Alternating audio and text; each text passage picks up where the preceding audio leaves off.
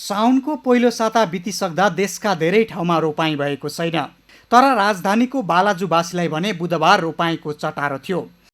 बालाजुका 50-60 जना स्थानीय बासिन्दाको यो रोपाइँबाट कति धान फल्ला त?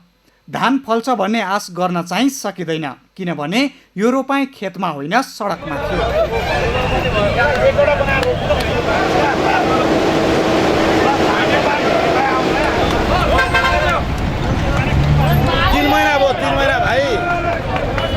बालाजुवासीले रोपाइँको धित मार्न सडकमा धान रोपेका होइनन्। उनीहरू भन्छन् यो त बाध्यता हो। सडक विस्तारको काम थालिएको लामो समयसम्म पनि पुरा नभएकोमा सडकमा धान रोपेर विरोध गरिरहेका थिए बालाजुवासी। देशका अधिकांश धान रोप्नुपर्ने जमिन यतिखेर पानी नपारेका कारण बाँझै छन्। तर राजधानीका सडक भने पानी र यस्ता कारणले गर्दाखेरि धान रोपाइँका लागि योग्य बन्दै गएका छन्। बालाजुवासीलाई पनि यस्तै भान भएको छ। सरकारले गरेको व्यवस्थालाई आफूतिर मध्यनजर गर्न सडकमै धान रोपिदिए। थालिएको काम ठेकेदारले समयमा पुरा नगरेकाले सरकारको ध्यानाकर्षण र व्यङ्ग्य गर्दै उनीहरूले सडकमा धान रोपेका हुन्। देशका विभिन्न स्थानमा पानी नभएर रोपाइँ हुन नसके पनि राजधानीका सडक भने आजभोलि धान रोप्न तयार पारिएको खेत जस्तै भएका छन्।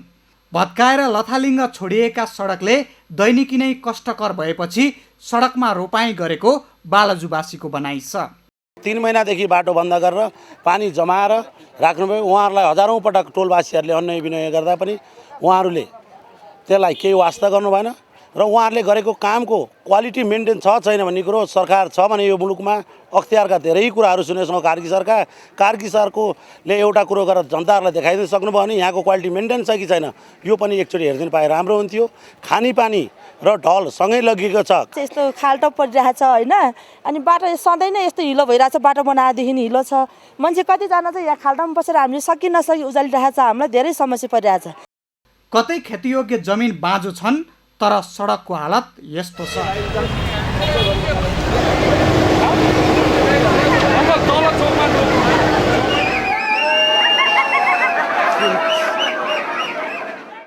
हुन त लापरवाही पनि त्यत्तिकै देखिन्छ सडक विस्तारको क्रममा।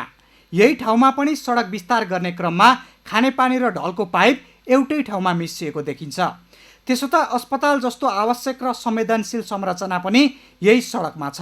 तर बाटो यस्तो छ, कसरी ल्याउने बिरामी यस्तो बाटो गरेर? संवेदनशील अस्पताल जस्तो ठाउँमा उनीहरूले चाहिँ बाटो ब्लक गरेर हिलो गरेर जाम गरेर उनीहरूले राखेको छ। उनीहरूलाई अस्पताल जस्तो चिजलाई उनीहरूले सम्बन्धित ठाउँलाई उनीहरूले चाहिँ गुनेको छैन। उनीहरूले त्यहाँ बाटो जाम भएको छ, हिलो भएको छ, एम्बुलेन्स जान सकेको छैन। बिरामी बाटोदेखि बाटो लिएर बोकेर लिएर आएर भित्र लानुपर्ने अवस्था छ। एकातिर समयमा काम नभएका सडक, अर्कोतिर खानेपानी र ढलका लागि भन्दै असार लागेपछि खन्न थालिएका सडक।